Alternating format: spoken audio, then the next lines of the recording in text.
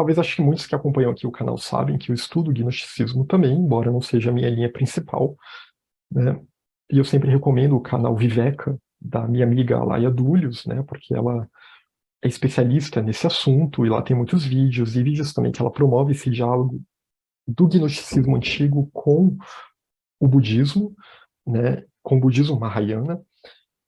E no gnosticismo antigo, a gente começa a ver mais pontos em comum. E não é à toa que a gente tem até autores mesmo na academia, pesquisadores de budismo, que vão fazer essa relação, né? Tem uma autora interessante, a Visna Wallace, que ela traduziu bastante material vinculado ao Tantra Kalachakra, né? Que ela vai até defender mesmo o uso da palavra gnosis como tradução da palavra jnana em sânscrito, né? Aqui eu estou pronunciando tudo adaptado ao português, mas de uma forma que não só porque essas palavras de fato elas são aparentadas, né? Porque o sânscrito e o grego são línguas primas, digamos assim, né? São línguas indo-europeias, mas também porque ela entende que tanto o gnosticismo antigo, né, dos primeiros cristãos, das escolas cristãs que depois vão ser perseguidas e tidas como heréticas pela turma da patrística, pela Igreja Católica Romana medieval, que esse gnosticismo antigo dos primeiros cristãos ele tem um ponto em comum com o budismo, que é justamente essa busca de uma sabedoria que já está dentro de nós,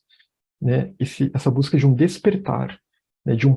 É um potencial que já está dentro de nós, mas que precisa ser despertado, né? A mente ela precisa ser refinada, deve haver uma busca consciente, autônoma, para que esse despertar ocorra e para que assim a pessoa ela se liberte das suas próprias prisões mentais, né? Para que ela se liberte de um estado de vida em que ela é condicionada e dominada pelos vícios e pela ignorância. Ela até cita o apócrifo de João no prefácio de um de seus livros, né? Que é um livro que ela fala sobre o Kalachakra Tantra. E aqui então fica sempre a indicação, né, desse livro A Gnose de João, né, publicado pela editora Garba Lux, que esse livro ele é de autoria, né, justamente da Alaia Dúlios, do professor Alberto Brum. E esse livro, então, ele contém textos que são atribuídos, né, textos apócrifos, que são atribuídos a João, como o próprio apócrifo de João, né, seria o Evangelho Apócrifo de João, a Cruz de Luz, e são textos, então, que vão mostrar outras visões, né, um outro tipo de cristianismo, e que, se a gente buscar nessa linguagem simbólica alguns elementos que vão nos conectar com o budismo também, né? Se a gente buscar nessa linguagem simbólica, vamos encontrar alguns elementos que nos conectam com o budismo, como, por exemplo, o fato de que isso a gente vê no apócrifo de João, né? O Jardim do Éden ele é muito mais uma prisão do que um paraíso, né? Já é uma outra visão do Gênesis. E que a gente tem um Deus que se julga o criador de tudo, mas ele não é o criador de tudo. E ele é lembrado por instâncias superiores, né, de que ele não é o criador de tudo. Há toda uma cosmogonia complexa no gnosticismo, mas ele é lembrado que ele não é esse criador de tudo. E no ser humano há esse potencial de ir para além desse mundo que esse Deus engendrou. Né, esse Deus que é chamado de Yaldabaoth, que é associado ao Jeová do Velho Testamento, que é associado a Samael, né, um termo que significa o veneno, o anjo do veneno e da morte, né, que é associado também em alguns textos a Saturno, né, e que com as suas hostes de arcontes e cada um relacionado a um determinado vício, dominam e aprisionam a humanidade, né, nas trevas desse mundo, nas trevas da matéria. Isso às vezes cria aquele estereótipo de que os gnósticos odeiam o mundo, que o gnosticismo é um dualismo radical. Mas não é bem assim. Se a gente lê esses textos com cuidado, e é claro que pode haver esse tipo de interpretação, né? Mas se a gente lê esses textos com cuidado, a gente vê que é um caminho que, na verdade, está preconizando a libertação dessa perspectiva dual, dessa perspectiva em que nós estamos separados, né? A essa cisão, a esse esquecimento de uma natureza luminosa, de uma clara luz que já está em nós, mas que a gente ainda não conseguiu despertá-la, né? Esse potencial já está em nós, né? Esse potencial de alcançar essa sabedoria, de alcançar essa gnose da verdadeira realidade, que está além dessa ignorância, né? Está além desse mundo de condicionamentos. condicionado por uma ignorância de separatividade, né? Porque Yaldabaoth, ele é tido como egoísta, ele é a representação desse egoísmo quando ele diz que eu sou o único Deus e não há outro além de mim. Até que sua mãe Sofia, a sabedoria, o lembra de que, na verdade, ele não é o único Deus e de que há toda uma realidade que está muito além dele, né? Soprando esse sopro que chega a Adão, e tudo isso é simbólico, né? Não é, nós não interpretamos isso como algo, como se essa gênese tivesse acontecido dessa forma, né? A linguagem gnóstica ela é muito cifrada e muito simbólica, né? E não se estimula a interpretação literalista, como acontece no cristianismo tradicional, em que as pessoas leem a Gênese e veem aquilo como um fato histórico, né? Para nós isso não é um fato histórico, mas é uma linguagem simbólica sobre o drama humano, né? Sobre o drama humano que se esqueceu dessa luz que está dentro de si, né? Que se esqueceu, em termos budistas, do Tathagata Garbha, esqueceu da semente da iluminação, né? Uma tradução possível para Tathagata Garbha é o potencial de iluminação que está presente em si, né? Essa luz imaculada que está lá. Então, nessa tradição, a gente começa a ver paralelos, até porque os textos gnósticos eles vão falar também em reencarnação, né? Vão falar em uma reencarnação compulsória, até aqueles que conseguem escapar desse mecanismo. Ou não, melhor, escapar não soa muito bem, né? Que conseguem se libertar desse mecanismo de reencarnação compulsória. Nós vemos um outro Jesus nesses textos também, né? Um Jesus que age muito mais como alguém que está tentando ensinar coisas da mesma forma que um guru indiano faria, né? Um guru budista, um guru vedantino, está tentando ensinar aquilo para que as pessoas aprendam e percorram aquele mesmo caminho. E não no sentido de ser aquele salvador que vai limpar os pecados de todo mundo automaticamente, ou alguém que deve ser adorado, né, como sendo único e que seria impossível que alguém se tornasse como ele, né? Então, até o que é um Cristo nesse conceito, né? Um Cristo aqui nessa visão gnóstica é um vivo, né? É alguém que acordou para a verdadeira vida, é alguém que despertou para a verdadeira vida. É alguém que agora é capaz de ver para além dessa realidade superficial, fenomênica com a qual nós nos relacionamos. Então a gente pode ver que a palavra Christus, nesse sentido, né, alguém que é ungido por essa luz, nos aproxima muito também da palavra Bodhisattva, né, alguém que é guiado pela luz do despertar, né, alguém que se guia por essa luz e percorre o caminho até chegar ao pleno despertar de um Buda. E os textos gnósticos vão falar também, né, da busca pela perfeição, né, um caminho que leva para a perfeição. Então, a gente vê muitos pontos em comum, né, e aqui, novamente, quando eu falo disso, eu falo do gnosticismo antigo. O gnosticismo, de fato, ele acaba, né, ele acaba, principalmente lá pelo século III e IV, quando essas escolas começam a sofrer uma perseguição maciça, né, por parte da Igreja Romana medieval. E aí já não é mais possível, né? Já não há mais liberdade para espalhar esses ensinamentos, né? Para praticá-los e tudo mais. E aí a narrativa da Igreja Romana é a narrativa que vence, é a narrativa da patrística. Se a gente for olhar até uma das últimas escolas vinculadas aos gnósticos, né? Que vai surgir lá para o século III, que às vezes ela nem é tão considerada gnóstica assim, mas quase como uma escola à parte, uma religião à parte.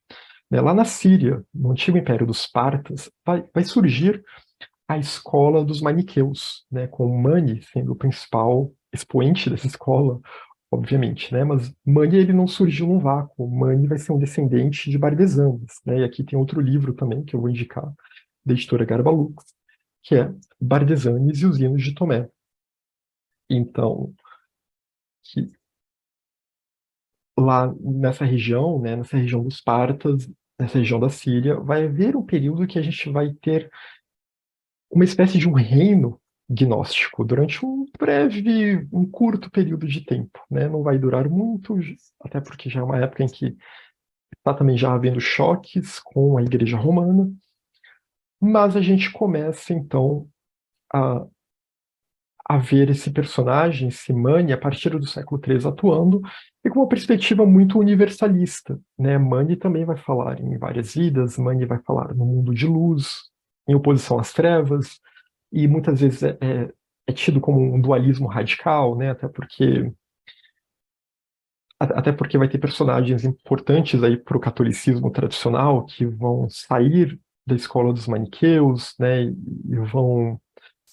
E, e vão detratar, né? Vão ser detratores dos maniqueus, como Santo Agostinho. E- mas o fato é que Mani vai dizer em um dos textos que é atribuído, e tem um vídeo aqui sobre Mani no canal, né? Aqui no meu canal e no canal Viveca também. A gente tem mais de um vídeo sobre Mani. Mani vai dizer coisas como, em textos que lhe são atribuídos, claro, né? Ele vai dizer coisas como, de tempos em tempos, né? O Senhor da Luz, a divina providência, ela manda ao mundo os seus mensageiros, os mensageiros da luz, dentre os quais Buda, Jesus, Zoroastro. Então, a gente vê aqui uma perspectiva universalista, né? Uma perspectiva de que não há uma exclusividade do budismo e também não há uma exclusividade somente em relação a Jesus e aos seus discípulos. Mas ele reconhece que pode haver uma convergência entre diferentes tradições, né? Diferentes tradições que buscam essa luz, que buscam a iluminação. Diferentes tradições que estão vinculadas a essa busca por uma libertação da escuridão, uma libertação das sombras, uma libertação das trevas. E aqui entendendo trevas e escuridão como esse estado de torpor, né? E por isso que isso é mal compreendido como um dualismo radical.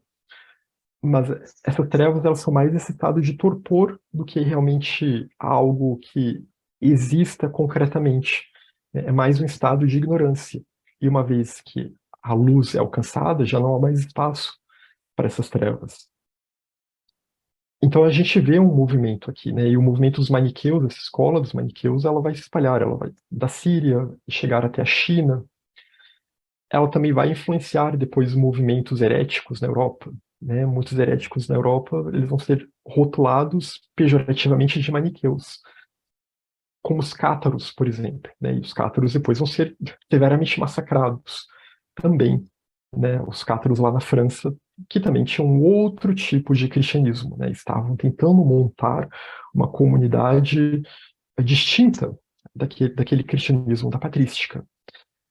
Então, a gente tem que sempre escolher, né, qual tipo de cristianismo e qual tipo de budismo. E aí dá para ver, dá para fazer alguns diálogos interessantes por aí.